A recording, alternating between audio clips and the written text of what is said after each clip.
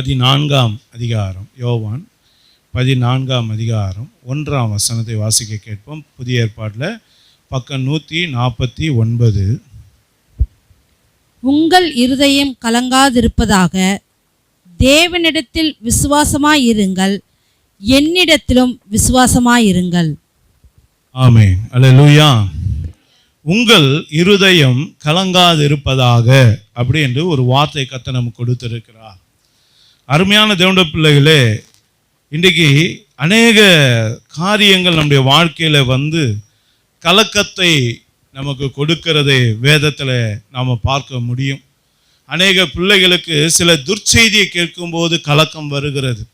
இஸ்ரவேல் ஜனங்கள் அங்கே அவங்களுக்காக வாக்குத்தத்தம் பண்ணப்பட்ட அந்த கானான் தேசத்தை உளவு பார்க்கும்படியாக கோத்திரத்துக்கு ஒருவராக 12 பேரை மோசே அந்த கானான் தேசத்துக்கு அனுப்பியிருந்தான். அங்கே போய் வந்த அந்த தேவனுடைய பிள்ளைகள் அதில் 10 பேர் துர்ச்செய்தியை சொன்னார்கள் என்று வேதம் சொல்லுகிறது.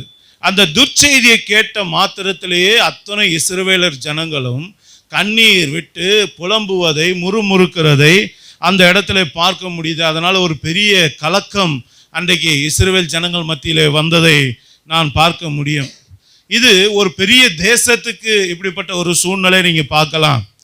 குடும்பங்க இது, என் குடும்பத்திலலாம் எப்படிங்க இவ்வளோ பெரிய விஷயம்லாம் நடக்கும் அப்படின்னு நினச்சிங்கன்னா, வேதம் அதுக்கும் ஒரு பதில் வச்சுருக்கு. என்ன வச்சுருக்கு? ஏசப்பா ஒரு நாள் என்ன பண்ணார்? மரியாளுடைய வீட்டுக்கு வந்தாரா? ஆமாம். வந்த உடனே மார்த்தாள் என்ன பண்ணாங்க? ஆமாம், ஏசப்பா அவளை பார்த்து என்ன கேட்டார்? நீ அநேக காரியங்களை குறித்து கவலைப்பட்டு கலங்குகிறாய். அப்போது வீட்டில் இருக்க சாதாரண பெண்மணிக்கு கூட என்ன வந்துடுது? கலக்கம் வருது. என்ன வருது? அநேக காரியங்கள், புருஷனை பற்றின ஒரு காரியம், பிள்ளைங்களை பற்றின ஒரு காரியம், வீட்டு வருமானம், வீட்டோட நடக்க எல்லாம் பிரச்சனைகள் மண்டையில் போட்டு அப்படியே ஒரு பக்கம் ஏசப்பா வந்தது கூட மறந்து, என்னது ஏசப்பா வந்தது கூட மறந்து, அற்புதம் செய்கிற தெய்வம் இப்போ என் வீட்டில் தான் உட்காந்துட்டு இருக்காரு சேர்லன்றது கூட மறந்துட்டு, ஆனால் கவலை பாருங்க, அவரை காட்டிலும் மேலாக இருக்கிறத வேதம் காட்டி கொடுக்கிறது. அப்போ நல்லா கவனிங்க, இன்னைக்கு பல காரியங்கள் ஏசப்பாவுடைய பிள்ளைகளை தாக்குவதனால அதுலேருந்து எப்படி வெளியே வருவது என்று தெரியாமல் திக்கு முக்காடி அந்த பிள்ளைகள் காணப்படுகிற சூழ்நிலைக்கு பேர் தான் என்னது? கலக்கமான ஒரு சூழ்நிலை. ஆனால் ஏசப்பா இன்றைக்கு அந்த வாக்குத்தத்தத்தை கொடுக்குறாரு. என்ன வாக்குத்தத்தம் கொடுக்குறாரு? உங்கள் இருதயம் கலங்காதிருப்பதாக அப்படின்னு சொல்லி ஆண்டவர் சொல்றாரு. அப்போ கலங்காதிருப்பதாக அப்படின்னு வாக்கு கொடுத்தாருன்னா, அப்போ ஆண்டவர் என்ன பண்ண போறாரு? நம்மளுடைய கலக்கத்தெல்லாம் மாற்ற போகிறார். அல்லேலூயா. கலக்கத்தை மாற்றுகிற தேவன் நம்மோடு கூட இருக்கிறார். அப்போ இன்னைக்கு கலக்கம் வருகிற பிள்ளைகளோட வாழ்க்கையில, ஏற்கனவே கலங்கி போய் இருக்கிற உங்க வாழ்க்கையில ஆண்டவர் உங்களுக்கு கொடுக்கிற ஒரு வாக்குத்தத்தம், இதை பிடித்து கொண்டு உங்களோட வாழ்க்கையில நீங்க முன்னேறி செல்லும் போது, நாம போன வாரம் ஆண்டவருடைய வார்த்தை கேட்டோம். என்ன வார்த்தை கேட்டோம்? ஆகிலும் உங்களுடைய வார்த்தையின்படி நான் என்ன பண்றேன்? என் வலையை ஓடுறேன், வீசுறேன். சரிங்களா? அப்போ ஏசப்பாடைய வார்த்தையின்படி வலையை வீசின அந்த பேதுரு வெறுமையா எடுத்தானா? இல்லவே இல்லை. என்ன பண்ணா? வசனம் சொல்லுது, வலை கிழிந்து போக்கத்தக்கதாக மீன்களை திரளாய் பிடித்தான் என்று சொல்லி வேதம் சொல்லுகிறது. அப்போ யார் ஒருவர் வசனத்தை பிடித்து கொண்டு தன்னுடைய வாழ்க்கையை நடத்துகிறார்களோ, அந்த பாதையில நடக்கிறார்களோ, அந்த பிள்ளைகளோட வாழ்க்கையை ஆசீர்வதிக்கப்படுகிறது. அப்ப இன்றைக்கு இந்த இடத்துல ஆண்டவர் நமக்கு கொடுத்த வார்த்தை, உங்கள் இருதயம் கலங்காதிருப்பதாக என்று சொன்னாரானால், இன்னைக்கு கலக்கத்தை எல்லாம் தேவன் நீக்கி போட போகிறாருன்னு அர்த்தம். உன்னை கலக்கி கொண்டு இருக்கிற, உன்னை வேதனைப்படுத்தி கொண்டு இருக்கிற, உன்னுடைய பிரச்சனைகளை கொண்டு வந்து உன்னை கண்ணீர் சிந்த வைத்து கொண்டு இருக்கிற நிம்மதி இல்லாத வாழ்க்கை உன்னுடைய வாழ்க்கையில இருக்கு பாருங்க, அதெல்லாம் எடுத்து போட்டு இன்றைக்கு ஒரு நிம்மதியை கொடுக்கும்படியாக, ஒரு சமாதானத்தை கொடுக்கும்படியாக, ஒரு சந்தோஷத்தை கொடுக்கும்படியாக இன்னைக்கு ஆண்டவர் என்ன பண்றாராம்? நம்முடைய கலக்கத்தை எல்லாம் எடுத்து போடுவேன் என்று சொல்லி அவர் ஒரு நல்ல வாக்குத்தத்தத்தை கர்த்தர் நமக்கு கொடுக்கிறார். அப்ப அருமையான தேவனுடைய பிள்ளைகளை, இந்த இடத்துல கலக்கம் என்று ஆண்டவர் சொல்றார் இல்லையா? இந்த கலக்கம் அப்படின்றது வெறும் ஒரு காரியம் மட்டும் இல்லை, அதுக்கு அநேக காரியங்கள் சேர்ந்து வரும்போது தான் அதுக்கு பேர் என்னது? கலக்கம். இப்போ நீங்கள் குழம்புன்னு சொல்றீங்க பாருங்க, அந்த குழம்புக்குள்ள என்னென்ன போட்டிருக்கீங்க? வெங்காயம் போட்டிருக்கீங்க, தக்காளி போட்டிருக்கீங்க, கொஞ்சம் உப்பு போட்டிருப்பீங்க, கொஞ்சம் மிளகாத்தூள் போட்டிருப்பீங்க இல்லையா? இல்லை சில பேர் காய்கறி கூட ஏதாவது போடுவீங்க. எல்லாம் சேர்ந்ததுக்கு பேர் தான் என்னது? குழம்பு. அதுபோல பலவிதமான போராட்டங்கள் சேர்ந்ததுக்கு பேர் தான் என்னது? கலக்கம். அப்போ அந்த பலவிதமான போராட்டம் என்ன அப்படி நீங்கள் பார்ப்பீர்களானா 2 நாளாகமத்தினுடைய புஸ்தகம் 2 நாளாகமம் 15ஆம் அதிகாரம் 4 - 6 வசனத்தை வாசிங்க. பழைய ஏற்பாடில் பக்கம் 559. தங்கள் நெருக்கத்திலே இஸ்ரவேலின் தேவனாகிய கர்த்தரிடத்துக்கு திரும்பி. ஆமென். நல்லா கவனிங்க. இந்த வார்த்தையில முதல் வார்த்தை என்ன பயன்படுத்தப்பட்டிருக்கு? நெருக்கம். அவரை தேடின போது அவர் அவர்களுக்கு வெளிப்பட்டார். அக்காலங்களிலே வெளியே போகிறவர்களுக்கும் உள்ளே வருகிறவர்களுக்கும் சமாதானம் இல்லை. இரண்டாவது என்ன இல்லை? சமாதானம் இல்லை. தேசங்களின் குடிகள் எல்லாருக்குள்ளும் மகா அமளி உண்டாயிருந்தது. மகா அமளின்னா என்ன சொல்றாங்கன்னா, பெரிய துன்பம், பெரிய பிரச்சனை, பெரிய தொந்தரவு, இதெல்லாம் தான் மகா அமளி என்ற வார்த்தைக்கு கொடுக்கப்பட்ட அர்த்தம். ஜாதியை ஜாதியும் பட்டணத்தை பட்டணமும் நொறுக்கினது. நல்லா கவனிச்சீங்களா? அடுத்த வார்த்தை என்ன வருது? நொறுக்குதல் வந்திருக்கு.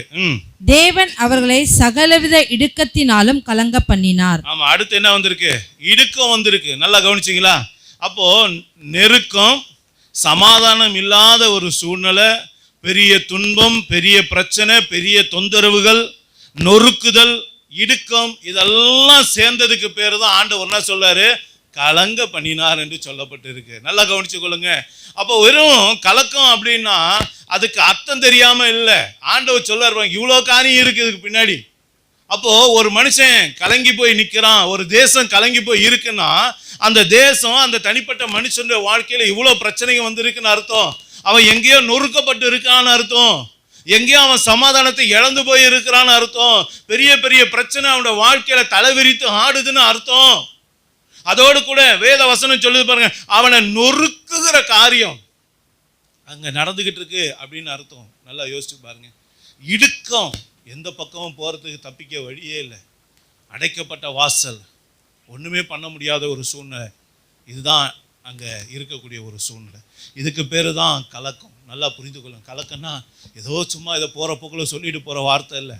ஆண்டவர் விளக்கம் கொடுக்குறாரு பாருங்க. இவ்வளோ விஷயங்கள் அந்த மனுஷனையோ, அந்த குடும்பத்தையோ, அந்த தேசத்தையோ தாக்கும் போது தான் அந்த குடும்பம் கலங்கி போகிறது. அந்த தனிப்பட்ட நபர் என்ன பண்ணிடுறான்? கலங்கி போகிறான் அப்படின்னு சொல்லி ஆண்டவர் சொல்றார். அப்போ நல்லா கவனிங்க, இந்த கலக்கத்தை யார் கொடுக்கறது?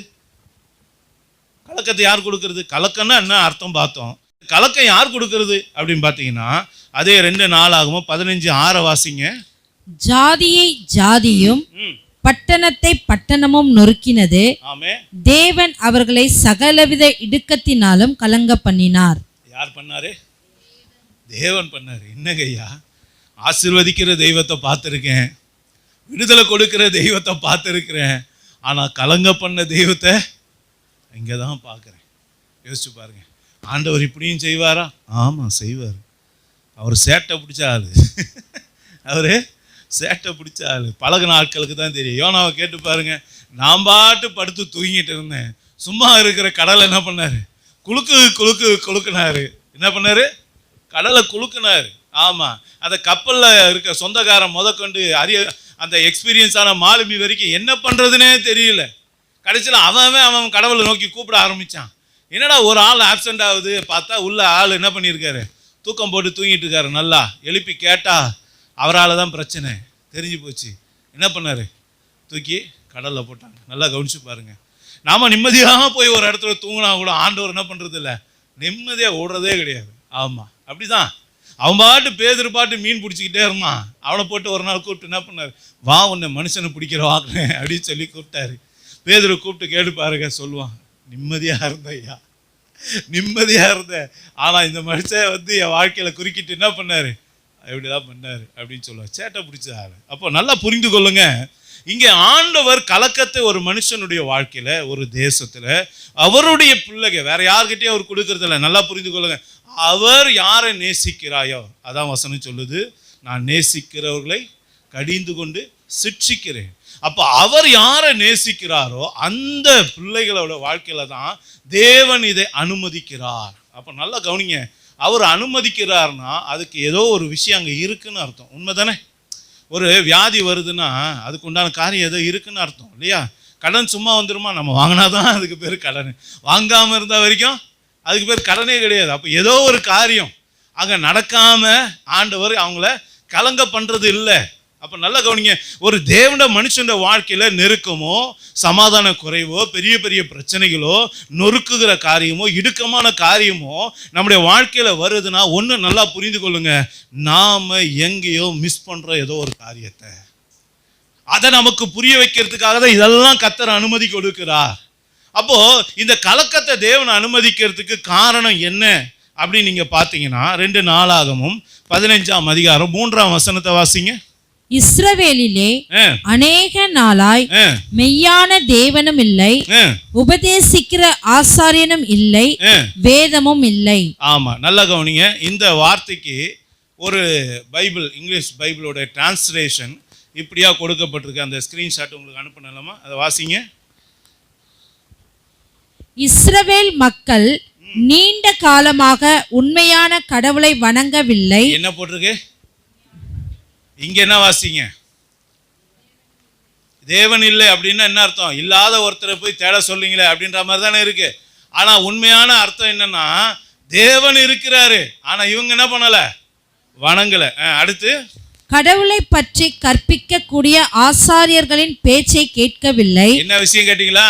அங்க என்ன பார்த்தீங்கன்னா மொட்டையா பார்த்தா உங்களுக்கு என்ன தெரியும்?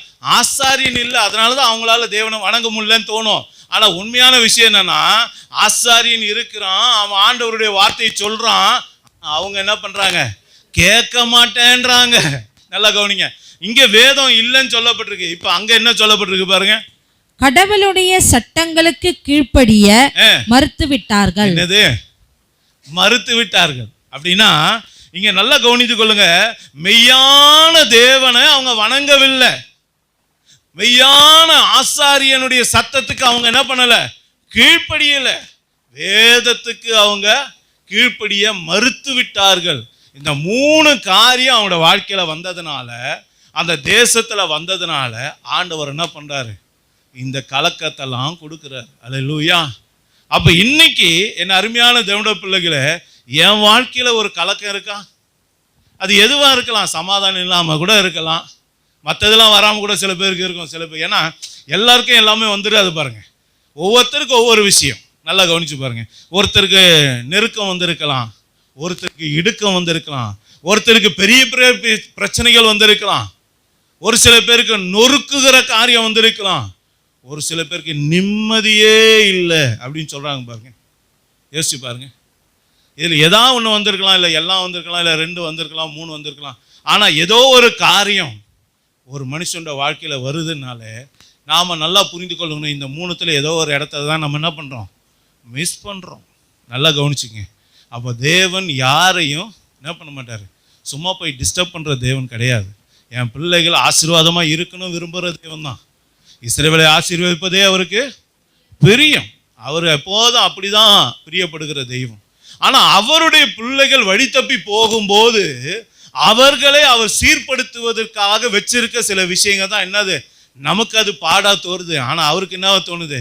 அதுதான் என் பிள்ளைகளை போட்டு பிடிக்கிற தூண்டிலா தோணுது, அதுதான் என் பிள்ளைகளை போட்டு அடைக்கிற வேலியா தோணுது. இல்லைன்னா தாண்டி போயிடுவான் அப்படின்றதுக்காக என்ன பண்றாரு? சில நெருக்கத்தை, சில பிரச்சனைகளை, சில போராட்டங்களை, சில உபத்திரவங்களை கட்டளையிட்டு அவர் என்ன பண்றாரு?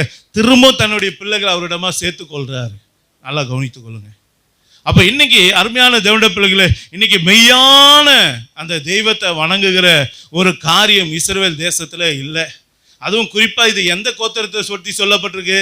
யூதா கோத்திரத்தை பற்றி சொல்லப்பட்டிருக்கு. யூதா கோத்திரத்துல அன்னைக்கு சாலமோன் கட்டின தேவாலயம் அங்கதான் இருந்தது. நல்லா கவனிங்க. அங்க தேவாலயமே இல்லைன்னா தேவனை வணங்குறதுக்கு கஷ்டம் இல்லையா? ஆனா வசனம் சொல்லுது தேவாலயம் இருக்கு, ஆனா நம்மால அந்த தேவாலயத்துக்கு போயிட்டு தான் இருக்கான். நல்லா கவனிச்சிங்க. தேவாலயத்துக்கு போறான், ஆனா அங்க போயிட்டு எப்படி தான் இருக்கான்? ஃபார்மாலிட்டிக்கு தேவனை ஆராதிக்கிறவனா இருக்கான். அப்படின்னா என்ன அர்த்தம்?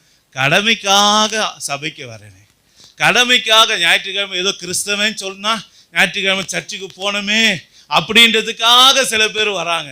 சில பேர் பாஸ்டர் கேட்பாரு அப்படின்றதுக்காக வராங்க. சில பேர் என்ன பண்ணுவாங்க? அட்டண்டன்ஸ் போடுறதுக்காக வருவாங்க. நல்லா கவனிச்சு பாருங்க.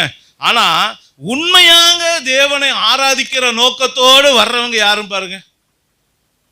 அந்த பிள்ளைங்க தான் ஆசீர்வதிக்கப்படுறாங்க. அப்போ நல்லா கவனித்து பாருங்க. அப்போ இன்றைக்கு இதெல்லாம் கர்த்தர் நமக்கு உணர்த்துகிறார்.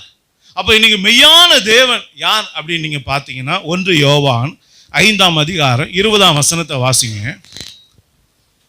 1 யோவான் 5:20 புதிய ஏற்பாடுல பக்கம் 330. அன்றியும் நாம் சத்தியம் உள்ளவரை அறிந்து கொள்வதற்கு தேவனுடைய குமாரன் வந்து நமக்கு புத்தியை தந்திருக்கிறார் என்றும் அறிவோம்.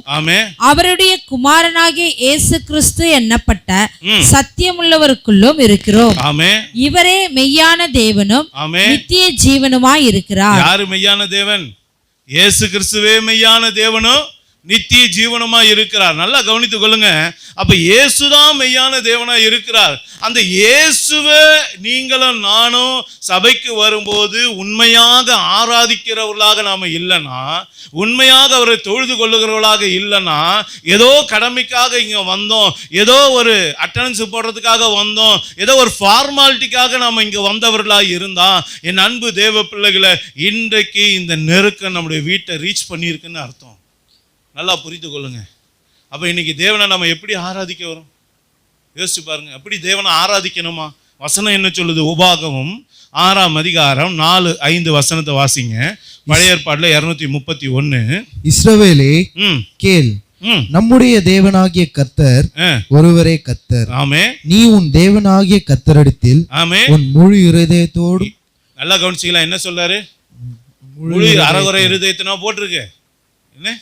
என் பைபிளில் முழு இருதயம் தான் போட்டிருக்கு. உங்கள் பைபிளில்? ஆமாம், உங்கள் பைபிளையும் அதான் போட்டிருக்கா? டேங்கப்பா, வாசிங்க. முழு இருதயத்தோடும் உன் முழு ஆத்துமாவோடும் ஆமென் உன் முழு பலத்தோடும் அன்பு கூறுவாயாக. ஆமா, நல்லா கவனிங்க. இங்க ஆண்டவர் ஆராதிக்க வர்றதுன்றது என்னதுன்னா, முழு இருதயத்தோடு தேவனை தேட வரணும். அறகுறை இருதயத்தோடு அல்ல. பாதி அங்க வீட்டில் வச்சுட்டு பாதி இங்க வர்றது கிடையாது. சில பேருக்கு பாதி கவனம் முழுசும் வேலையில தான் இருக்கும். சில பேருக்கு பாதி கவனம் முழுசும் வீட்டு வேலை காரியத்தில் தான் இருக்கும். சில பேர் பாதி விஷயம் நண்பருக்கு பக்கம்தான் இருக்கும். அவன் எங்கே போனா, இவன் எங்கே போனா, நம்ம பாரு இங்கே வேற வழி இல்லாமல் அப்பா அம்மா கொடுக்குற டார்ச்சர்னால இன்னைக்கு சபைக்கு வந்துக்கிறோம். அவன் இன்னைக்கு ஜாலியாக இருந்திருப்பான் இல்லை? பலவிதமான எண்ணங்கள் அலைப்பாயும். ஆனால் வசனம் சொல்லுது, தேவனுடைய சமூகத்துக்கு வரும்போது முழு இருதயத்தோடு அவர் ஆராதிக்க வரல அப்படின்னும் போது, முழு ஆத்துமாவோடு அவரை ஆராதிக்க வரல, முழு பலத்தோடு அவரை ஆராதிக்க வரல, வணங்க வரல அப்படின்னா, இன்னைக்கு நம்முடைய வாழ்க்கையில் இப்படிப்பட்ட காரியங்கள் நடக்கிறதை நீங்கள் பார்க்க முடியும். இப்போ நீங்கள் நினைக்கலாம், நான் முழு இருதயத்தோடு ஆராதிக்கிறேன் இல்லைன்னு அவருக்கு எப்படி தெரியும், உங்களுக்கு எப்படி தெரியும் அப்படின்னு நீங்கள் கேட்கலாம். அப்போ வசனம் அது சொல்லுது பாருங்க. உபாகமம் 4ஆம் அதிகாரம் 29ஆம் வசனத்தை வாசிங்க.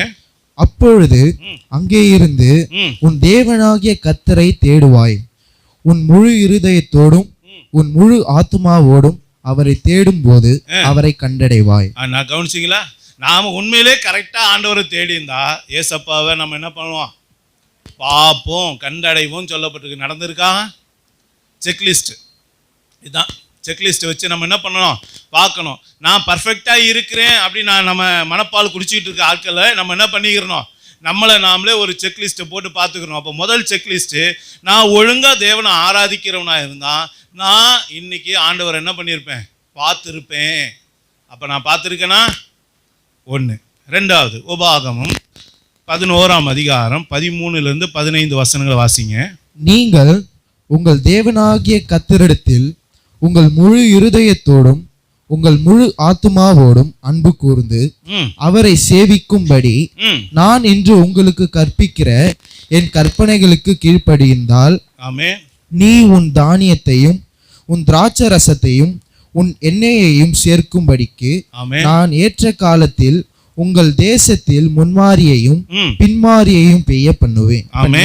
மிருக ஜீவன்களுக்காக உன் வேலிகளிலே புல் முளைக்கும்படி செய்வேன், நீ சாப்பிட்டு திருப்தி அடைவாய் என்றார். நல்லா கவனிச்சிங்க. 2வது வார்த்தை செக்லிஸ்ட் என்ன சொல்லுது?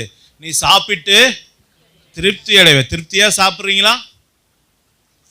சொல்லுங்க, திருப்தியா சாப்பிட்றீங்களா? இது அடுத்த செக்லிஸ்ட். அந்த திருப்தியா சாப்பிட்றதுன்றது சும்மா இல்லை, அதுக்கு முன்னாடி சொன்ன விஷயம்லாம் நடந்திருக்கணும். வானம் உனக்காக ஆண்டவர் திறந்து கரெக்டான நேரத்தில் மழையை பொய்யணும். அப்படின்னா என்ன அர்த்தம்? கரெக்டாக உனக்கு வேண்டியதெல்லாம் அவர் கட்டளையிடுறாராம். அப்படிலாம் வந்தாதான் கரெக்டான நேரத்தில் உயர்வு, கரெக்டான நேரத்தில் ஆசீர்வாதம், கரெக்டான நேரத்தில் எல்லா விஷயமும் நடந்தாதான் நீங்கள் திருப்தியாக இருக்கீங்கன்னு அர்த்தம். நல்லா புரிந்து கொள்ளுங்க. இதெல்லாம் எதுவுமே வராமல் நாம் திருப்தியாக இருக்கிறோம் சொல்கிறதுன்றது சரியான விஷயமா? யோசிச்சு பாருங்க. அப்போ ரெண்டாவது செக்லிஸ்ட்டு, நான் ஏசப்பாவை முழு இருதயத்தோடு வணங்கினா அவர் என் வாழ்க்கையில் என்ன பண்ணுவார்? திருப்தியை கொடுப்பார். அல்லேலூயா. ஆமாம். மூணாவது செக்லிஸ்ட் என்ன பாருங்க, உபாகமம் 30ஆம் அதிகாரம் 2-3 வசனத்தை வாசிங்க.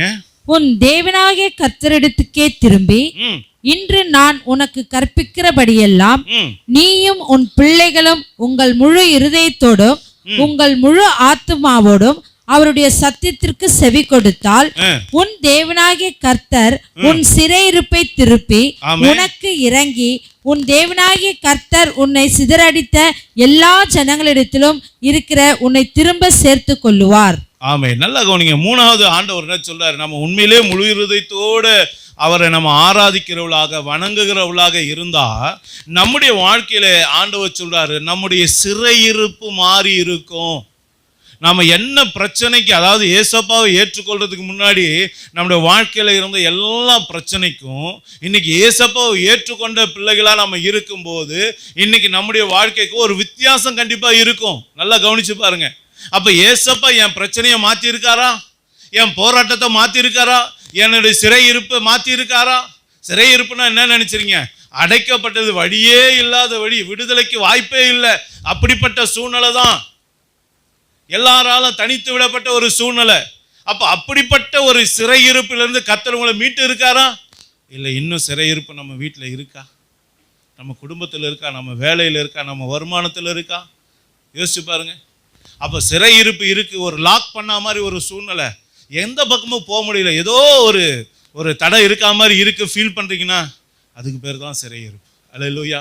நிம்மதியாக தூங்க முடியல, அது ஒரு சிறையிருப்பு. வீட்டில் நிம்மதியாக இருக்க முடியல, அது ஒரு சிறையிருப்பு. வீட்டுக்கு ஏண்டா வரணும்னு தோணுதா, அது ஒரு சிறையிருப்பு. யோசிச்சு பாருங்க. அப்போ இந்த சிறையிருப்பு என் வாழ்க்கையில் மாறி இருந்தால் நான் ஒழுங்காக தேவனை ஆராதிக்கிறேன் அர்த்தம். அப்போ அது மாறலைன்னா நாம் தேவனை ஒழுங்காக ஆராதிக்கலை அப்படின்னு அர்த்தம். அல்லேலூயா. நான்காவதாக வசனம் என்ன சொல்லுது? உபாகமும் 30ஆம் அதிகாரம் 10ஆம் வசனத்தை வாசிங்க. உன் தேவனாகிய கர்த்தருடைய சத்தத்திற்கு செவி கொடுத்து இந்த நியாய பிரமாண புஸ்தகத்தில் எழுதியிருக்கிற அவருடைய கற்பனைகளையும் அவருடைய கட்டளைகளையும் கை கொள்ளும் போதும் உன் தேவனாகிய கர்த்தரிடத்தில் உன் முழு இருதயத்தோடும் உன் முழு ஆத்துமாவோடும் திரும்பும் போதும் கர்த்தர் உன் பிதாக்கள் மேல் சந்தோஷமாயிருந்தது போல உன்மேலும் உனக்கு நன்மை உண்டாக திரும்பவும் சந்தோஷமாயிருப்பார். ஆமா, நல்ல கவனிச்சுல. உங்களுக்கு நன்மை உண்டாக திரும்பவும் சந்தோஷமா இருப்பார். நல்ல கவனிங்க. ஏசப்பா உங்களை பார்த்தா சந்தோஷப்படுறாரா? ஏசப்பா எப்பயா உங்களுக்கு தரிசனம் காட்டும் போது சிரிச்ச முகத்தோடு இருக்காரா? யோசிச்சு பாருங்க. அப்ப இன்னைக்கு அப்படி இருந்தாதான் வசனம் சொல்லுது நமக்கு நன்மை உண்டாகுமா. எப்போ நன்மை உண்டாகும்? ஏசப்பா கொடுக்குற நன்மை எப்போது நமக்கு கிடைக்குமா? வசனம் சொல்லுது அவர் நம்ம மேலே சந்தோஷமா இருந்தாதான் அந்த நன்மை நமக்கு கிடைக்கும் அப்படின்னு வசனம் சொல்லுது. யோசிச்சு பாருங்க. இன்னைக்கு அந்த காரியம் நம்மகிட்ட இருக்கா? அடுத்தது 1 ராஜாக்கள் 8ஆம் அதிகாரம் 23 வசனத்தை வாசிங்க. 1 ராஜாக்கள் 8ஆம் அதிகாரம் 23 பழைய ஏற்பாடு. இஸ்ரவேலின் தேவனாகிய கர்த்தாவே, மேலே வானத்திலும் கீழே பூமியிலும் உமக்கு ஒப்பான தேவன் இல்லை. தங்கள் முழு இருதயத்தோடும் உமக்கு முன்பாக நடக்கிற உமது அடியாருக்கு உடன்படிக்கையும் கிருபையும் காத்து வருகிறீர். என்ன சொல்றாங்க? வசனம் சொல்லுது உடன்படிக்கையையும் கிருபையும் காத்து வருகிற தேவன் அப்படின்னு சொல்லப்பட்டிருக்கு. உடன்படிக்கைன்னா என்ன? அவருக்கு நமக்கு இருக்கிற ஒப்பந்தம், கான்ட்ராக்ட். நீ எனக்கு ஒழுங்காக கீழ்ப்படிஞ்சா நான் உன்னை பூமியில் உள்ள சகல ஜாதிகளை பாட்டிலும் உன்னை மேன்மையாக வைப்பேன்னு சொல்லி ஆண்டவர் என்ன பண்ணாங்க? ஆபிரகாமோட உடன்படிக்கை பண்ணார், நோவாவோட உடன்படிக்கை பண்ணார். நீங்கள் என் கட்டளைக்கு ஒழுங்காக கீழ்ப்படிஞ்சு நடந்தா இனி ஜலம் ஒரு பிரளயமாய் உண்டாகி பூமியை அடிக்காதபடிக்கு நான் என்ன பண்ணுவேன்? என் வானவில்ல என்ன பண்ணுவேன்? நான் மேகத்தில் வைப்பேன் அப்படின்னு ஒரு உடன்படிக்கை பண்ணார். இந்த மாதிரி ஒவ்வொரு தேவனுடைய பிள்ளைகளோட வாழ்க்கையில ஏசப்பா உடன்படிக்கை பண்ணுறாரு. என்ன பண்ணுறாரு? நீ என் கற்பனைக்கு என் வேதத்துக்கு உண்மையாக செவி கொடுத்தனா நானும் உனக்கு செவி கொடுப்பேன் அப்படின்னு சொல்கிறார். நல்லா கவனிங்க. அப்போ உடன்படிக்கையில் அவர் கரெக்டாக இருக்காரா? நீங்கள் கரெக்டாக இருக்கீங்களா? உங்கள் கான்ட்ராக்ட் கரெக்டாக இருக்கா? யோசிச்சு பாருங்க. நீங்கள் ஜெபம் பண்ணால் அவர் கேட்குறாரா? நீங்கள் ஏசப்பான்னு கூப்பிட்டா அவர் பதில் கொடுக்குறாரா? யோசிச்சு பாருங்க. அப்படின்னா உடன்படிக்கை கரெக்டாக இருக்குன்னு அர்த்தம் இல்லை? கான்ட்ராக்ட் கரெக்டாக இருக்குன்னு அர்த்தம். கிருபை அளிக்கிறாருன்னு சொல்லப்பட்டிருக்கு. கிருபை என்ன நம்ம கடந்த வாரத்தில் பார்த்தோம். தகுதியே இல்லாத ஒருத்தனுக்கு கொடுக்கப்படுவதுக்கு பேர் தான் என்னது? கிருபை. சில ஆசீர்வாதத்துக்கு பெற்றுக்கொள்ள நம்ம தகுதியே இல்லாமல் இருப்போம். ஆனாலும் என் பிள்ளை கேட்டுட்டானே என்ன பண்ணிடுவார்? கொடுத்துருவார். அது மாதிரி கேட்குறதெல்லாம் பெற்றுக்கொள்கிறோமா? இல்லை, சில விஷயம் தடுக்கலாகவே இருக்குது. ரொம்ப நாளாக கேட்டுக்கிட்டே இருக்கேன் ஆனால் கிடைக்க மாட்டேங்குதுன்னு சொல்கிறோமா? யோசிச்சு பாருங்க. அப்போ அதெல்லாம் இருக்குன்னா நாம் ஒழுங்காக தேவனை இன்னும் தேட வேண்டிய விதத்தில் தேடாமல் இருக்கிறோம் அர்த்தம். அல்லேலூயா. இன்னும் ஒரு காரியத்தை பாருங்க. 2 நாளாகமும் 15 வாசிங்க. இந்த ஆணைக்காக யூதா ஜனங்கள் யாவரும் சந்தோஷப்பட்டார்கள். தங்கள் முழு இருதயத்தோடும் ஆணையிட்டு தங்கள் முழு மனதோடும் அவரை தேடினார்கள். கர்த்தர் அவர்களுக்கு வெளிப்பட்டு சுற்றுப்புறத்தாரால் யுத்தமில்லாதபடிக்கு அவர்களை இளைப்பாற பண்ணினார். என்ன சொல்றாரு? கர்த்தர் அவர்களுக்கு வெளிப்பட்டு சுற்றுப்புறத்தாரால் அவர்களுக்கு யுத்தமில்லாதபடிக்கு. யுத்தத்துல பல வகை இருக்கு பாருங்க. வீட்டுக்குள்ளேயே நடக்கிற யுத்தம் ஒன்று உண்டு. புருஷன் பொண்டாட்டிக்குள்ள நடக்கிற ஒரு யுத்தம் இருக்கும். பிள்ளைங்களுக்கும் பெற்றோருக்கும் நடக்கிற ஒரு யுத்தம் இருக்கும். மாமனார் மாமியாருக்குள்ள நடக்கிற ஒரு யுத்தம், மாமனாருக்கும் மாமியாருக்கும் மருமகளுக்கு நடக்கிற யுத்தம். இப்படி பல விதமான யுத்தம் இருக்கு. ஆனா அந்த யுத்தத்தை கூட ஆண்டவர் இங்க சொல்லல. என்ன சொல்றாரு? சுற்றுப்புறத்தால் வரக்கூடிய யுத்தம். அப்படின்னா என்ன அர்த்தம்? நம்ம வீட்டுக்கு முன்னாடி பின்னாடி லெஃப்ட் ரைட்டு மேலே கீழே இந்த மாதிரி நம்ம இருக்கிற குடியிருக்கிற ஊர்ல அக்கம்பக்கத்து ஊரால நம்முடைய நண்பர்களால நம்முடைய இனத்தாரால ஜனத்தாரால நமக்கு ஒரு பிரச்சனை வருதுன்னா அதை தான் வேதம் என்ன சொல்லுது? சுற்றுப்புறத்தால வரக்கூடிய. ஆமாம், இது பத்திரிக்கை நீங்கள் படிச்சிருக்கீங்களா? கல்யாண பத்திரிக்கை. சுற்றும் நட்பும் என் பிள்ளைங்களை ஆழ்த்தும். சுற்றுன்னா எல்லாம் பக்க வீடு அக்க வீடு தான், சொந்தக்காரங்க தான், அங்காளி பங்காளிங்க தான். யோசிச்சு பாருங்க. அப்போ இன்னைக்கு அவங்க மத்தியில் நமக்கு ஒரு சமாதானம் இருக்கா இல்லை யுத்தமா இருக்கா? யோசிச்சு பாருங்க. இன்னைக்கு நான் முழு இருதயத்தோடு நான் தேவனை ஆராதித்து இருந்தா, தொழுது கொண்டு இருந்தா எனக்கு எங்கும் சமாதானம் இருக்கும், யுத்தமே இருக்காது. ஆனா யுத்தம் வருது அப்படின்னா நான் இன்னமும் ஒழுங்கா கர்த்தரை ஆராதிக்கல, சேவிக்கல, தொழுது கொள்ளல, என்னுடைய ஆராதனையில ஏதோ ஒரு குறைவு இருக்கு அப்படின்னு அர்த்தம். அல்லேலூயா. யோசிச்சு பாருங்க. நமக்கு அது நடக்குதா? அக்கம் பக்கத்து வீட்டில் நம்மகிட்ட நல்லா ஃப்ரெண்ட்ஷிப்பாக இருக்காங்களா? நம்மளை நேசிக்கிறாங்களா? சமாதானம் இருக்கா நமக்கு? யோசிச்சு பாருங்க. அப்போ இதெல்லாம் ஒரு அடையாளம். இதெல்லாம் நம்மக்கிட்ட கரெக்டாக இருந்ததுன்னா நாம் ஒழுங்காக தேவனை ஆராதிக்கிறோன்னு அர்த்தம், ஒழுங்காக தேவனை தொழுது கொள்ளுகிறோன்னு அர்த்தம். அப்போ இதில் ஏதாகிலும் இல்லை அப்படின்னா அப்போ நாம் என்ன பண்ணுறோம்? கர்த்தரை ஒழுங்காக தேடாமல் ஏதோ ஒரு காரியத்தில் நம்ம தவறு செய்கிறோம் அப்படின்னு அர்த்தம். அதனால தான் ஆண்டவர் என்ன பண்ணுறாரு? பலவிதமான நெருக்கங்களை, சமாதான குறைவுகளை, பெரிய பெரிய பிரச்சனைகளில் நாம் சிக்கிறதுக்கு காரணமாக அமைஞ்சு போகுது. அல்லேலூயா. அப்போ முதலாவதாக தேவனை ஆராதிக்கிறதுலே இவ்வளோ விஷயம் இருக்குது. ரெண்டாவது ஆண்டவர் என்ன சொன்னார்? ஆசாரியனுடைய வார்த்தைக்கு கீழ்ப்படியல. அதாவது சர்ச்சு பாஸ்டர் கொடுக்கிற தேவனுடைய வார்த்தைக்கு உபதேசத்துக்கு அவங்க கீழ்ப்படியல, அந்த செய்திக்கு அவங்க கீழ்ப்படிய மறுக்கிறாங்க. அதனால இன்னைக்கு ஆண்டவர் இந்த காரியத்தை தேவனை வணங்காதப்பவும் இந்த பிரச்சனையை கொடுக்கிறாரு. அடுத்தது ஆண்டவரை பற்றி சொல்லி கொடுக்குற வேலை யாரோட வேலை? ஏசப்பா உங்க சபைக்கு கொடுத்த ஊழியக்காரனுடைய வேலை. அப்போ ஊழியக்காரன் மூலமா ஆண்டவர் கொடுக்கிற தேவனுடைய ஆலோசனைக்கு, தேவனுடைய வார்த்தைக்கு நாம கீழ்ப்படியலைனா கூட சில நேரத்தில் நம்மளோட வாழ்க்கையில் என்ன வருமா? இந்த பிரச்சனைகள்லாம் வரும். யோசிச்சு பாருங்க. ஏன்? உங்களுக்காக திறப்பில் நின்று ஜெபிக்கிறவங்க யார் தான்? ஊழியக்காரங்க தான். ஊழியக்காரங்க தரப்பில் நின்று ஜெபிக்க தான் உங்களுக்கு இங்கே வாழ்க்கையில் சமாதானம் உண்டாகுது. உங்களுக்கே தெரியாமல் எவ்வளோ போராட்டம் வருது. மோசேயை போல ஆரோனை போல திறப்பின் வாசலில் போய் நின்று அவங்க செத்தவர்களுக்கும் உயிரோடு இருக்கிற மக்களுக்கு நடுவில் போய் ஆரோன் தூப வர்க்கத்தை போட்டு நின்ன போது தான் வசனம் சொல்லுது, வாதை இஸ்ரவேல் ஜனத்தில் நிறுத்தப்பட்டதுன்னு சொல்லப்பட்டிருக்கு. நல்லா கவனித்துக் கொள்ளுங்க. இன்னைக்கு நம்ம வீட்டை ஒரு வாதம் நெருங்காதபடிக்கு, ஒரு போராட்டம் நெருங்காதபடிக்கு, ஒரு பிரச்சனை நெருங்காதபடிக்கு இருக்க இன்னொரு காரணம் உங்க ஜெபம் மட்டும் இல்ல, உங்களுக்கும் தேவனுக்கு இருக்க உறவு மட்டும் இல்ல, உங்களுக்காக ஒரு ஊழியக்காரன் உத்தமமாக என்ன பண்றான்? ஆண்டவருடைய சமூகத்தில் ஜெபிக்கிறான். கையை உயர்த்தி என் பிள்ளைகளை ஆசீர்வதிங்கப்பான்னு சொல்றான். அவங்களுக்கு இருக்கிற போராட்டத்திலிருந்து அவங்களுக்கு விடுதலை கொடுங்கப்பான்னு சொல்றான். அவனுடைய கண்ணீர் ஜெபத்துக்கு கர்த்தர் என்ன பண்றாரு? பதில் கொடுக்கிற தேவனா இருக்கிறார். அதே ஊழியக்காரன் ஜெபிக்கும் போது பதில் கொடுக்கிற தெய்வம் அவனோட வார்த்தைக்கு கீழ்ப்படியாத போது அந்த பிள்ளையோட வாழ்க்கையில் என்ன பண்றாரு? சில ஆசீர்வாதங்களை தடுத்து வைக்கிற தெய்வமா இருக்கிறார். யோசிச்சு பாருங்க. இன்னைக்கு ஊழியக்காரோட வார்த்தை கேட்குறீங்க. ஊழியக்கார வார்த்தைன்னா இங்கேருந்து கொடுக்குற பிரசங்கத்தை தான் ஆண்டவர் சொல்றார். நல்லா கவனிங்க. இங்கேருந்து வரக்கூடிய தேவனோட வார்த்தை. இன்னைக்கு தேவனோட வார்த்தைக்கு உண்மையாக கீழ்ப்படுகிறீங்களா? யோசிச்சு பாருங்க. போன வாரம் ஒரு செய்தி ஆண்டவர் கொடுத்தார். என்ன கொடுத்தாரு? அருமையான ஒரு வார்த்தை கொடுத்தார். அவருடைய வார்த்தையை இஸ்ரவேல் ஜனங்க என்ன பண்ணாங்க? விசுவாசம் இல்லாமல் கேட்டதுனால கேட்ட வார்த்தை அவங்களுக்கு பிரயோஜனப்படலை. அந்த ஒரு கூட்டத்தை ஆண்டவர் காட்டி கொடுத்தார். கேட்ட ஒரு பெரிய பட்டியலை நம்ம போன வாரம் பார்த்தோம். அது இல்லாமல் தகுந்த நேரத்தில் நடக்க போகிற என்னுடைய வார்த்தையை விசுவாசிக்காத சகரியாவுடைய வாழ்க்கையில் நடந்ததை ஆண்டவர் காட்டி கொடுத்தார். இந்த வார்த்தைக்கு உண்மையாக நம்ம கீழ்ப்படுகிறோமா? யோசிச்சு பாருங்க. அதுக்கு முந்தின வாரம் நம்ம பார்த்தோம். அப்படி வாரம் வாரம் தேவன் கொடுக்கிற வார்த்தையை எத்தனை பேர் வீட்டுக்கு போய் தியானம் பண்ணுறீங்க? இன்னைக்கு ஆண்டவர் கொடுத்த வார்த்தையை எத்தனை பேர் உங்கள் வாயில் அசை போடுறீங்க? உங்கள் காதில் திரும்ப திரும்ப அந்த நினைவில் கொண்டு வரீங்க. இதில் என்கிட்ட என்ன இருக்குது, நான் என்ன செய்ய வேண்டியது இருக்குது, எத்தனை பேர் ஃபாலோ பண்ணுறோம்? யோசிச்சு பாருங்க. இது ஆண்டவர் கொடுக்குற வார்த்தை. ஆண்டவர் யார் மூலமாக பேசுவார்? தம்முடைய ஊழியக்காரன் மூலமாக தான் சபையோடு பேசுவார்.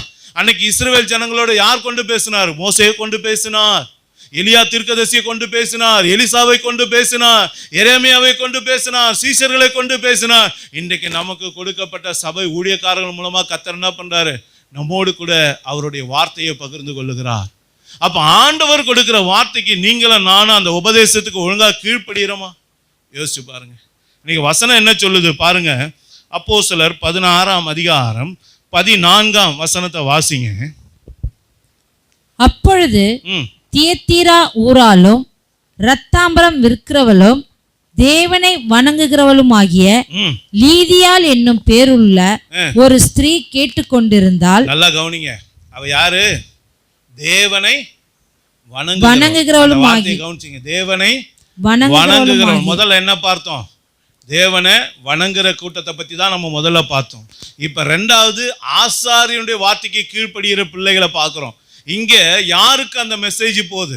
ஒரு உண்மையான உபதேசம் யாரை நோக்கி போகுது? நீங்க பாருங்க, திரும்ப அந்த வசனத்தை வாசிங்க. அப்பொழுது தியத்தீரா ஊராலும் இரத்தாம்பரம் விற்கிறவளும் தேவனை வணங்குகிறவளும் ஆகிய லீதியாள் என்னும் பேருள்ள ஒரு ஸ்திரீ கேட்டுக்கொண்டிருந்தாள். பவுல் சொல்லியவைகளை கவனிக்கும்படி கர்த்தர் அவள் இருதயத்தை திறந்தருளினார். நடக்குதா நம்ம வீட்டுல? பவுல் அங்க பிரசங்கம் கொடுத்துட்டு இருக்காங்க. நூற்றுக்கணக்கான சகோதரிகள் ஆத்தங்கரையில துணியை துவச்சிக்கிட்டு இருக்காங்க. அவங்க வேலைகளை பார்த்துட்டு இருக்காங்க. பவுல் பாட்டு என்ன பண்றாரு? ஆண்டவருடைய வார்த்தையை எடுத்து பிரசங்கம் பண்ணிக்கிட்டே இருக்காரு. நல்லா கவனிங்க. தேவனை வணங்குகிற லீதியாளுடைய இருதயத்தை கர்த்தர் திறந்தார். அவன் சொல்றதை கேளு, அது உனக்கு ஆசீர்வாதத்தை கொண்டு வரும் சொல்லி ஆண்டவர் என்ன பண்றாரு? தன்னை வணங்குகிற பிள்ளைகளுடைய இருதயத்தை திறக்கிறார். நம்ம இருதயம் திறக்கப்படுதா?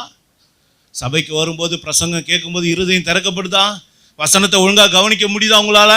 இல்ல கவனிக்க முடியாம சிந்த செதறுதான், தூக்கம் வருதான், சோம்பல் வருதான், எங்கேயோ கவனம் செல்லுதா? இல்ல. அப்ப நம்ம தேவனை ஒழுங்கா வணங்கல. அதனால நம்ம இருதயம் திறக்கப்படாம இருக்கு. இதுதான் கடைசி கால சபையோட நிலைமை. லவோதிக்கேயா சபையில ஆண்டவர் சொன்ன வார்த்தை என்ன?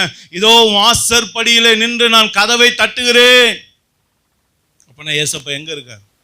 உள்ளுக்குள்ள இருக்காரா வெளியே இருக்கிறாரு? வெளியே போயிட்டார். உள்ளுக்குள்ள இருக்க வேண்டிய அவரை நம்ம வெளியே அடிச்சு துரத்திவிட்டோம். உள்ள கண்ட குப்பெல்லாம் இருக்கு. அதனால அவர் வெளியே இருந்து கதவை தட்டார். தம்பி கதவை தரப்பா, மகனே கதவை தர, மகளே கதவை தர அப்படின்னு சொல்லி இன்னைக்கு நாம வாழ்கிற சபையோட விசுவாச பிள்ளைகளோட வாழ்க்கை இதுதான். அப்ப நல்லா கவனிங்க.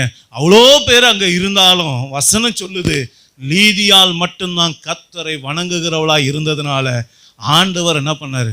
அவன் சொன்னதை கேட்கும்படி, அந்த உபதேசத்தை கேட்கும்படி, அந்த வார்த்தைக்கு கீழ்ப்படியும்படியாக ஆண்டவர் என்ன பண்ணாரு? அவளுடைய இருதயத்தை திறந்தார். நம்ம இருதயம் திறக்கப்படுதா? யோசிச்சு பாருங்க. இன்னைக்கு இருதயம் திறக்கப்படாம கல்லு மாதிரி வந்த மாதிரியே போறோம்னா நாம எங்கேயோ காரியங்களை மிஸ் பண்றோம் அர்த்தம்.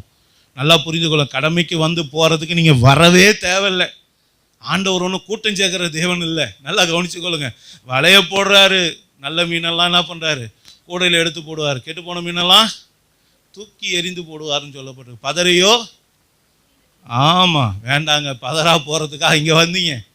கோதுமை மணியாக மாறணும். கோதுமை மணியை ஆண்டவர் என்ன சொல்ல, என் களஞ்சியத்தில் சேருங்கன்றார். களஞ்சியம் எது? பரலோகம், பொக்கிஷம், கர்த்தருடைய பொக்கிஷத்தில் அதனுடைய தங்கம் போய் சேரும். யோசிச்சு பாருங்க, இன்னைக்கு நாம் எப்படி இருக்கோம், என் வாழ்க்கை எப்படி இருக்கு, என் இருதயம் திறக்கப்படுதா? வேத வசனம் சொல்லுது, ஏசப்பா வேத வாக்கியங்களை விளக்கி காண்பித்த பொழுது சீசர்களுடைய இருதயம் என்ன பண்ணுதான், கொழுந்து விட்டு எரிந்ததுன்னு சொல்லப்பட்டிருக்கு. அப்ப இங்க உட்காந்து ஆண்டவருடைய வார்த்தை கேட்கும் போது உங்க உள்ளத்துக்குள்ள ஒரு எழுப்புதல் உண்டாகுதான்? யோசிச்சு பாருங்க ஐயா. வேத வசனங்களை அறிந்து கொள்ளும்படியாக தேவன் சீசருடைய இருதயத்தை திறந்தருளினார் என்று வேத வசனம் சொல்லுது. உங்க இருதயம் திறக்கப்படுதா? வசனம் அறிந்து கொள்ளும்படியாக, சத்தியத்தை புரிந்து கொள்ளும்படியாக உங்க இருதயம் திறக்கப்படுதா? இல்ல இருதயம் லாக் பண்ணப்பட்டிருக்கா? யோசிச்சு பாருங்க. கல்லா இருக்கா? உடைக்கப்படலையா? அப்ப இன்னைக்கு நாம ஒழுங்கா தேவனை ஆராதிக்கல. அதனால தான் சத்தியமுள்ள ஊழியக்காரன் என்ன காட்டு கத்துனா கூட நம்ம உள்ளத்துக்குள்ள எந்த மாற்றமும் இல்லை. யோசிச்சு பாருங்க. இன்னொரு மனுஷனையும் காட்டுறோம் பாருங்க. அப்போஸ்தலர் 18ஆம் அதிகாரம் 7ஆம் வசனத்தை வாசிங்க. அவ்விடத்தை விட்டு தேவனை வணங்குகிறவனாகிய யுஸ்து என்னும் பேருள்ள ஒருவனுடைய வீட்டிற்கு வந்தான். அவன் வீடு ஜெப ஆலயத்திற்கு அடுத்ததா இருந்தது. அப்ப இங்க ஆண்டவர் அடுத்ததா சொல்றாரு பாருங்க. லீதியாளுடைய இருதயத்தை திறந்த அதே தெய்வம் இங்க வசனம் சொல்லுது, யூஸ்து என்கிற ஒரு மனுஷன் இருந்தான். அவன் எப்படிப்பட்டவனா இருந்தான்? தேவனை வணங்குகிறவனா இருந்தான். நல்லா கவனிச்சு பாருங்க. அந்த தேவனை வணங்குகிற அந்த யூஸ்துவோட வீட்டுக்கு தான் இப்ப யார் போனா? உண்மையான ஒரு ஊழியக்காரனாகிய பவுல் அந்த வீட்டுக்கு கடந்து செல்றான். நல்லா கவனிச்சு பாருங்க. நம்ம வீட்டுக்கு உண்மையான ஊழியக்காரங்க வராங்களா? உண்மையான ஊழியக்காரனுடைய கால்கள் நம்ம வீட்டில் பதியுதா? யோசிச்சு பாருங்க. வசனம் சொல்லுது, எலியா தீர்க்கதரிசிக்காக சூனமேத்தியால் என்ன பண்ணான்? தன்னுடைய வீட்டோடைய மேல் அறையில் ஒரு அறையை ஒதுக்கி ஊழியக்காரனுக்காக ஒரு கட்டிலை போட்டு ஒரு மேஜையை வச்சு அதில் ஒரு விளக்கு வச்சு குடிக்க தண்ணியை கொடுத்து அவங்க வரும்போதெல்லாம் அந்த பக்கமாக ஊழியத்துக்காக எதுக்காக வந்தாங்கன்னா அங்கே தங்கும்படியாக அவங்களுக்கு ஒரு அறையை கொடுத்தா அவரோட குடும்பம் ஆசீர்வதிக்கப்பட்டது. அதுக்கப்புறம் எலிசாக்கும் அது அப்படியே நடந்தது. யோசிச்சு பாருங்க. இங்கே பவுலுக்கும் அது நடக்குது பாருங்க. லீதியால் என்ன பண்ணா? அதே காரியத்தை தான் நான் கர்த்தருக்குள்ள இருக்கிறவள் என்பதை, நான் கர்த்தரை வணங்குறேன் என்பதை நீங்கள் நம்பினீங்கன்னா என் வீட்டில் வந்து வாசம் பண்ணுங்க அப்படின்னு சொல்லி கூப்பிட்டா. யோசிச்சு பாருங்க. உண்மையான ஊழியக்காரனுடைய கால்கள் வீட்டில் படுறது உங்களுக்கு ஆசீர்வாதம். யோசிச்சு பாருங்க. இன்னைக்கு யூஸ்தோட வீட்டுக்கு ஊழியக்காரன் வரான். நம்ம வீட்டுக்கு வராங்களா? தேவனை வணங்குறவங்களா இருந்தா வருவாங்க, இல்லைன்னா யோசிச்சு பாருங்க. அப்போ இன்னைக்கு அருமையான தேவனுடைய பிள்ளைகளை, உண்மையான ஊழியக்காரனுடைய உபதேசம் யாருடைய வாழ்க்கையில கிரியை செய்யும், யாருடைய வாழ்க்கையில மாற்றம் செய்யணும்னா யார் உண்மையாக தேவனை வணங்குறார்களோ அவங்களுடைய வாழ்க்கையில தான் அது என்ன பண்ணும்? மாற்றத்தை கொண்டு வரும். ஓகே, இதை காரியத்தை பார்த்தோம். மத்தேயு 13:15 வசனத்தை வாசிங்க.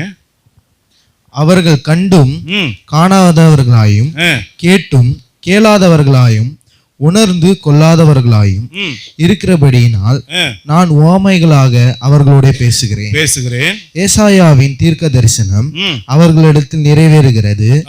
அதாவது, காதார கேட்டும் உணராதிருப்பீர்கள், கண்ணார கண்டும் அறியாதிருப்பீர்கள்.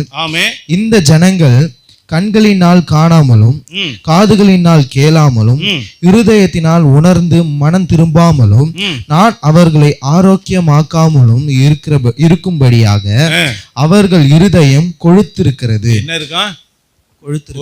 கொழுத்து இருந்தா வசனம் காதுல உள்ள மந்தமா தான் கேட்போம். இங்க பிரசங்கம் வந்து வல்லமையா போனா கூட நம்ம காதுக்கு அது எப்படிதான் இருக்கும்? மந்தமா தான் இருக்கும். ஏன்னா நம்ம இருதயம் ஆல்ரெடி என்ன இருக்கு? கொழுத்து போயிருக்கு. ஆனா இந்த தேவனுடைய வார்த்தை குறித்து வசனம் என்ன சொல்லுதான் பாருங்க. தொடர்ந்து வாசிங்க. அவர்கள் இருதயம் கொழுத்திருக்கிறது, காதால் மந்தமாய் கேட்டு தங்கள் கண்களை மூடிக்கொண்டார்கள் என்பதே. ஆமே. அடுத்த வசனம், உங்கள் கண்கள் காண்கிறதினாலும் உங்கள் காதுகள் கேட்கிறதினாலும் அவைகள் பாக்கியமுள்ளவைகள். ஆமே. அநேக தீர்க்கதரிசனங்களும் நீதிமான்களும் நீங்கள் காண்கிறவைகளை காணவும் நீங்கள் கேட்கிறவைகளை கேட்கவும் விரும்பியும் காணாமலும் கேளாமலும் போனார்கள் என்று மெய்யாகவே உங்களுக்கு சொல்லுகிறேன். நல்லா கவனிங்க. இதே பிரசங்கம், இதே தேவனுடைய வார்த்தைய எத்தனையோ தீர்க்கதரிசிங்க கேட்கணும்னு ஆசைப்பட்டாங்களாம். எத்தனையோ தேவ தூதர்கள் இதை கேட்கணும் பார்க்கணும்னு ஆசைப்பட்டாங்களாம். ஆனா அவங்களுக்கெல்லாம் அந்த பாக்கியம் கிடைக்கல. இன்னைக்கு ஆண்டவர் அந்த பாக்கியத்தை யாரு கொடுத்திருக்காங்களாம்? நமக்கு கொடுத்திருக்கிறார். இந்த சுவிசேஷத்தை உத்து பார்க்கறதுக்கு தேவ தூதர்களும் ஆசைப்பட்டாங்கன்னு சொல்லப்பட்டிருக்கு. நல்லா கவனித்து பாருங்க. ஆனா அப்படிப்பட்ட ஒரு பிரசங்கம் உங்களுக்கும் எனக்கும் கசக்குது, அப்படிப்பட்ட ஒரு பிரசங்கம் நம்மளை தாளாட்டி தூங்க வைக்குது அப்படின்னா என்ன காரியம்? நம்ம ஒழுங்கா தேவன் இடத்துல சரியா இல்லை அப்படின்னு அர்த்தம். நல்லா யோசிச்சு பாருங்க. இன்னைக்கு என் வாழ்க்கை எப்படி இருக்கு? இன்னைக்கு தீர்க்கதரிசி நம்ம பார்க்குறோம் பாருங்க. மோசே இதை பார்க்க ஆசைப்பட்டாரா? இந்த காலத்தில் இந்த பிரசங்கத்தை கேட்கறதுக்கு யோசிச்சு பாருங்க. பார்க்க ஆசைப்பட்டார், கேட்க ஆசைப்பட்டார். ஆனால் அப்படிப்பட்ட தேவனுடைய வார்த்தையை நாம் என்ன பண்ணிட்டு இருக்கோம்? அசட்டை பண்ணிட்டு இருக்கோம். ஆராதனைக்கு வர்றது கிடையாது, சபையை கூடுதலில் ஒழுங்காக பங்கெடுக்கிறது கிடையாது. அப்படியே வந்தாலும் நேரம் தவறி வர்றது, இங்கே வந்தால் ஒரு ஒன்னஸ் இல்லாமல் இருக்குது. யோசிச்சு பாருங்க. இதெல்லாம் நம்முடைய வாழ்க்கையில் என்ன கொண்டு வருது? பலவிதமான ஆசீர்வாத குறைச்சல்களை கொண்டு வருது. யோசிச்சு பாருங்க. அப்போ நம்ம இன்னைக்கு எப்படி இருக்கும்? கடைசியாக ஒரே ஒரு காரியம், வேதத்துக்கு கீழ்ப்படியாத பிள்ளைகளை 2 வசனத்தை மட்டும் பார்த்து நம்ம ஜெபம் பண்ண போவோம். ஓசியா 4ஆம் அதிகாரம் 6ஆம் வசனத்தையும் நீதிமொழிகள் 28:9 வாசிங்க.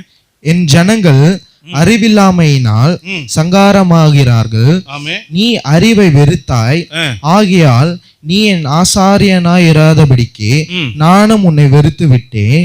நீ உன் தேவனுடைய வேதத்தை மறந்தாய், ஆகையால் நானும் உன் பிள்ளைகளை மறந்து விட்டேன். என்ன சொல்றாரு? வேதத்தை மறந்துட்டோம், கீழ்ப்படிய மறந்துட்டோம், கீழ்ப்படிய மறக்கிறோம் அப்படின்னா வசனம் என்ன சொல்லுது? நான் உன்னுடைய பிள்ளைகளை மறந்து விடுவேன். நீ என்ன மறந்தா நானும் மறப்பேன். நீ எந்த காயை வைக்கிறியோ அந்த காயை நானும் வைப்பேன். நல்லா கவனிச்சு பாருங்க. சரி, இன்னொரு வார்த்தை வாசிங்க. நீதிமொழிகள் 28:9 வாசிங்க. வேதத்தை கேளாதபடி தன் செவியை விலக்குகிறவனுடைய ஜெபமும் அருவருப்பானது. கவனிச்சிங்களா? வேதத்தை கேளாதபடி தன்னுடைய செவியை விலக்கிறவனுடைய ஜெபம் அருவருப்பானது. இன்னைக்கு வேதம் கேட்குறீங்களா? வேதத்தை வாசிக்கிறீங்களா? வேதத்தை தியானம் பண்ணுறீங்களா? யோசிச்சு பாருங்க. வேதத்தை வாசிக்கணும். நான் திரும்ப திரும்ப எவ்வளோ வாட்டி உங்களுக்கு சொல்லிக்கிட்டே இருக்கும். வேதத்தை வீட்டில் வாசிங்க, தியானம் பண்ணுங்க, குடும்பமாக உட்காந்து குடும்ப ஜெபத்தில் வசனத்தை பற்றி பேசுங்க. நான் இந்த வசனத்தை வாசித்தேன், எனக்கு ஆண்டவர் இப்படி உணர்த்தினாருன்னு பேசுங்க. உங்களுக்கு எதாவது தோணுதான்னு அடுத்தவங்களோட கொஞ்சம் ஷேர் பண்ணுங்க. வேதத்தை தியானம் பண்ணுங்க, வேதத்துக்கு இடம் கொடுங்க. தேவனுக்கு வீட்டில் இடம் இருக்கணும், தேவனை ஆராதிக்க. தேவனோட ஊழியக்காரனோட சத்தத்துக்கு செவி கொடுக்கணும். 3வதா என்னது? வேதத்துக்கு கீழ்ப்படியணும். இன்னைக்கு வேத வசனத்தை வாசிக்கிறோமா? தியானம் பண்ணுறோமா? வேதத்தை கேட்கலன்னா ஜபமே கேட்கப்படாதுன்னு சொல்றாரு. ஒருவேளை நம்ம ஜபம் அதனால தான் கேட்கப்படலையோ? யோசிச்சு பாருங்க. வேதத்தை கேளாதவனுடைய ஜபம் அருவருப்புன்றார். நான் கேட்கவே மாட்டேன்றார். அப்படின்னா யோசிச்சு பாருங்க, நம்ம எப்படி இருக்கும்? அருமையான தேவனுடைய பிள்ளைகளை, இன்னைக்கு இவ்வளோ போராட்டத்துக்கு காரணம் இந்த 3 விஷயம்தான். ஒன்று, தேவனை ஒழுங்காக நம்ம ஆராதிக்க தவறி போகிறது. 2வது, சபையில் கொடுக்கப்படுகிற தேவனுடைய பிரசங்க வார்த்தைகளை ஒழுங்காக கேட்டு அதன்படி நடக்காமல் இருப்பது. 3வது, நம்ம கையில் வேதம் கொடுத்துருக்கிற ஆண்டவர், அந்த வேதத்தை நல்லா வாசிக்கணும், தியானிக்கணும், அதன்படி நடக்கணும்.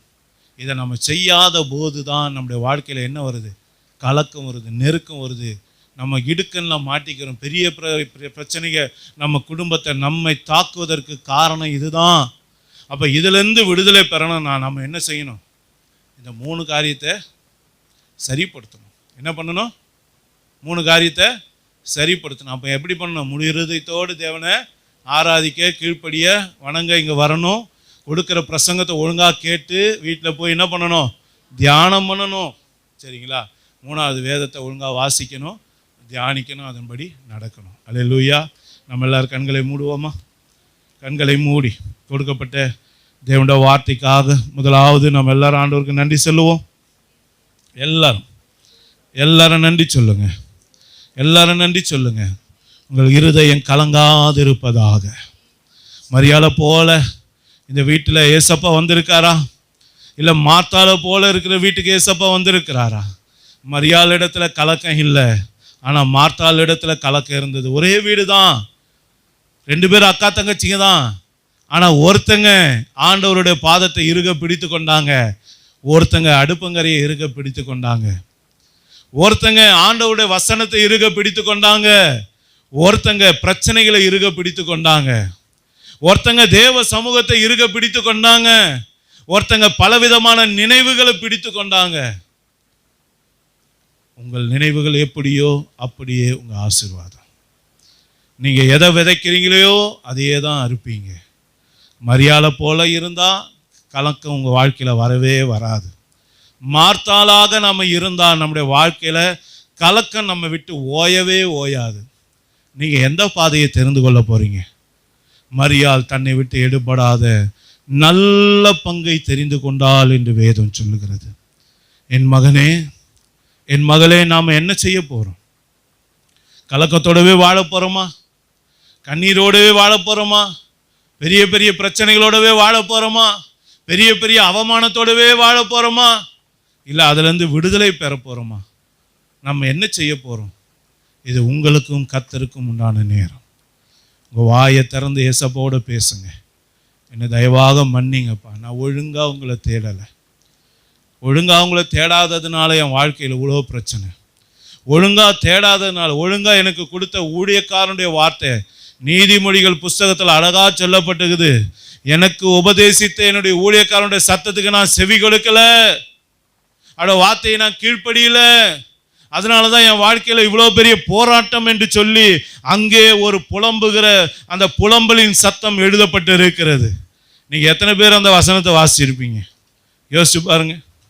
இந்த வசனத்தை நான் உங்களுக்கு வாசித்து காட்டுறேன் பாருங்க. என் போதகரின் சொல்லை நான் கேளாமலும் எனக்கு உபதேசம் பண்ணினவர்களுக்கு என் செவியை சாயாமலும் போனேனே. சபைக்குள்ளும் சங்கத்துக்குள்ளும் கொஞ்சம் குறைய எல்லா தீமைக்கும் உள்ளானனே என்று முறையிடுவாய் என்று சொல்லப்பட்டிருக்கு. யோசிச்சு பாருங்க. ஒழுங்காக ஆண்டோட வார்த்தைக்கு, இங்கே உபதேசம் கொடுக்குற வார்த்தைக்கு கீழ்ப்படுகிறோமா? அதை என் வாழ்க்கையில் அபியாசப்படுத்துகிறோமா? நடைமுறைப்படுத்துகிறோமா? அதன்படியே வாழ ப்ராக்டிஸ் பண்ணுறோமா? யோசிச்சு பாருங்க. கர்த்தர் கொடுத்த வேதம் கையில் இருக்கே, முதல்ல வேதத்தை தினமும் எடுக்கிற பழக்கம் இருக்கா? வாசிக்கிற பழக்கம் இருக்கா? விருப்பத்தோடு வாஞ்சையோடு தாகத்தோடு வாசிக்கிற பழக்கம் இருக்கா? யோசித்து பாருங்க. இன்னைக்கு இதனால தான் நம்முடைய வாழ்க்கையில் நெருக்கம். ஏன்னா தேவ பாதுகாப்பை நம்ம இழந்து விடுறோம் பாருங்க. தேவன் இதெல்லாம் நம்ம கொடுத்துருக்கிற ஒரு வேலி.